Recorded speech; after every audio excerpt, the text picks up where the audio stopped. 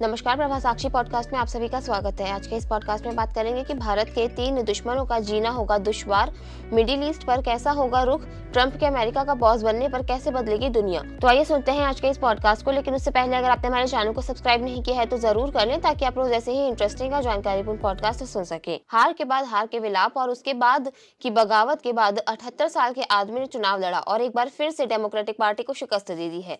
Donald Trump America के राष्ट्रपति बनेंगे, ये तय हो गया है। लेकिन इसके साथ ही ट्रंप के कमान संभालने के बाद दुनिया भर में भी बदलाव देखने को मिलेगा।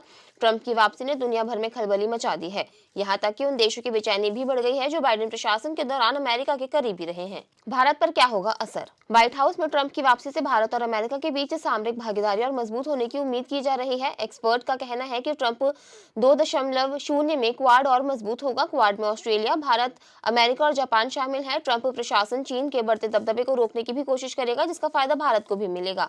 भारत और अमेरिका के बीच रक्षा, सुरक्षा, काउंटर टेररिज्म और इंटेलिजेंस शेयरिंग की पार्टनरशिप और गहरी होने की उम्मीद है। एक्सपर्ट एक अंदेशा भी जता रहे हैं कि ट्रंप चीन समेत कई देशों के माल पर ज्यादा इंपोर्ट ड्यूटी लगा सकते हैं और भारत से टेक्सटाइल, ऑटोमोबाइल्स और दवाओं का बड़ा निर्यात अमेरिका को होता है। इन पर असर पड़ सकता है। ट्रंप की चीन विरोधी नीति के चलते अमेरिकी कंपनियों चीन के बजाय भारत में निवेश कर सकती हैं। चीन की बढ़ने वाली है मुश्किलें। इस बात पर भी हर किसी की निगाहें टिकी हैं कि नए अमेरिकी राष्ट्रपति ट्रंप भारत के साथ कैसा व्यवहार रखते हैं। बांग्लादेश के हिंदू अल्पसंख्यकों को ट्रंप ने खुलकर बयान दिया था। भारत से दोस्ती रखना ट्रंप की जरूरत बताई जाती है। अमेरिका चीन को अपना दुश्मन नंबर 1 मानता है। चीन को घेरने में भारत की मददगार हो सकता है। चीन की विशाल अर्थव्यवस्था को अमेरिका पर भी सीधा असर है। यूरोपीय देशों के बाजार चीनी प्रोडक्ट से अटे पड़े हैं। अपनी विशाल आबादी का चीन ने भरपूर उपयोग किया है। लेबर सस्ती होने और मौसम अनुकूल होने के लाभ उसने पूरा उठाया है। मैन्युफैक्चरिंग में भी चीन दुनिया के सभी देशों से आगे है, इसलिए चीन के माल को दरकिनार करना आसान नहीं है। इसके अलावा चीन ने अपनी सैन्य तैयारियों को भी तेज कर रखा है। साल 2027 तक चीन ताइवान पर कब्जा करना चाहता है। इसके लिए चीन अपनी सैन्य शक्तियों में लगातार इजाफा कर रहा है। उसके युद्धपोत लगातार ताइवान को घेरकर उसे डराते रहते हैं, लेकिन ताइवान की ढाल बनकर अमेरिका खड़ा नजर आता है। चीन अगर कोई हिमाकत करता है तो ट्रंप तो ताइवान को बचाने के लिए सेना भेजनी ही पड़ेगी। इसके साथ ही ट्रंप चीन के खिलाफ ट्रेड वॉर को तेज कर सकते हैं। जस्टिन ट्रूडो की हालत होने वाली है खराब। डोनाल्ड ट्रंप के राष्ट्रपति रहते हुए भारत और अमेरिका के रिश्ते बहुत मजबूत हुए थे। बाइडेन कमला हैरिस के कार्यकाल में दोस्ती को बनी रही, लेकिन टकराव भी हुआ। जैसे इस वक्त कनाडा से भारत के टकराव और आतंकीपनों को लेकर भारत और अमेरिका के रिश्तों में टकराव दिख रहा है। जबकि डोनाल्ड ट्रंप के राष्ट्रपति रहते हुए भारत और अमेरिका की दोस्ती ज्यादा मजबूत नजर आई थी। कनाडा के प्रधानमंत्री जस्टिन ट्रूडो की नीतियां अमेरिका में डेमोक्रेटिक पार्टी से काफी मेल खाती है। ऐसे में उम्मीद करना चाहिए कि ट्रंप के आने से भारत के कनाडा पर दबाव बनाने की मदद मिलेगी। आपको याद होगा, जब पिछले हफ्ते कनाडा के हिंदू मंदिर पर हमला हुआ तो डोनाल्ड ट्रंप ने तुरंत आलोचना की थी। उनके बयान के बाद ही जस्टिन ट्रूडो के सुर बदले नजर आए थे। तुरंत उनका भी बयान आया और हमले की निंदा की गई थी। इसके बाद कार्रवाई भी हुई और 3 लोगों को गिरफ्तार किया गया। खालिस्तान मुद्दे को लेकर भी ट्रंप का रुख साफ है। वे इस मामले में किसी भी तरह की हिंसा नहीं चाहते हैं। यूक्रेन रूस युद्ध पर होगा क्या असर?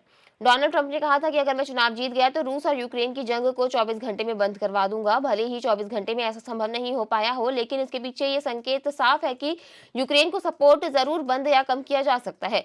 जैसे ही अमेरिकन सपोर्ट यूक्रेन को कम होगा तो ये जाहिर सी बात है कि शांति वार्ता की पहल तेज हो जाएगी। नाटो और अमेरिका के समर्थन से ही यूक्रेन रूस के साथ अभी तक युद्ध में टिका हुआ है। इस बात की संभावना काफी तेज है कि ट्रंप के सत्ता संभालते ही यूक्रेन को सपोर्ट कम होगा और युद्ध बंद होने की दिशा में प्रयास किए जाएंगे। रूस पहले ही यूक्रेन की बहुत बड़ी जमीन पर कब्जा कर चुका है और बिना किसी डील के अगर युद्ध बंद होता है तो पुतिन बहुत खुश होंगे। ट्रंप और पुतिन कई बार पहले भी बातचीत कर चुके हैं। अगर जेलेंस्की ट्रंप की बात नहीं मानते हैं तो वह हथियारों की सप्लाई रोक सकते हैं। अमेरिकी हथियारों के बल पर ही यूक्रेन रूस से मुकाबला कर पा रहा है। इसके बाद भी यूक्रेनी सेना अभी बैकफुट पर है।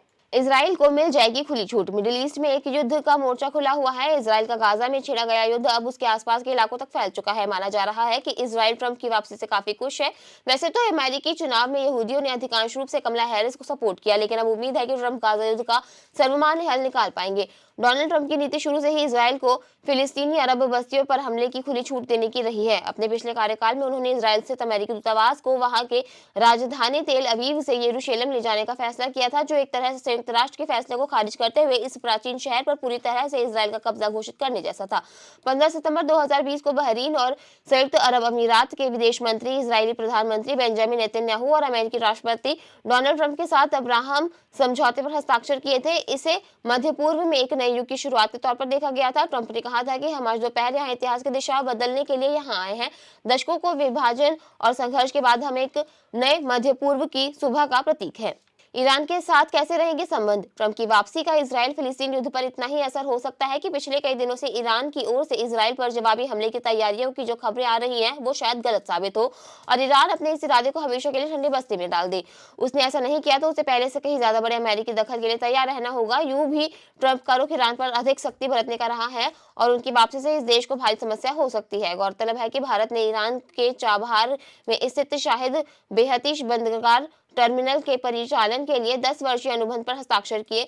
इससे भारत को मध्य एशिया के साथ कारोबार बढ़ाने में मदद मिलेगी। साल 2018 में अमेरिका में रिपब्लिकन रूल था और डोनाल्ड ट्रंप राष्ट्रपति थे। ट्रंप अक्सर धमकियों के जरिए भारत को डराने की कोशिश समय समय पर करते रहते थे, चाहे वो S-400 मिसाइल डिफेंस सिस्टम हो या चाबहार पोर्ट से जुड़ा मसला हो या फिर कोविड-19 के वक्त दवाई की बात हो।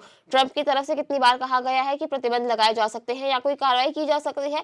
एक बार तो लग रहा था कि चाबहार और रूस से S-400 की खरीद के बाद भारत पर कुछ बंदिशें लग सकती हैं, लेकिन भारत की डिप्लोमेसी इतनी अच्छी थी, इसके साथ ही भारत की जरूरत अमेरिका को इतनी ज्यादा थी कि वो किसी भी किस्म की कार्रवाई से बचता रहा।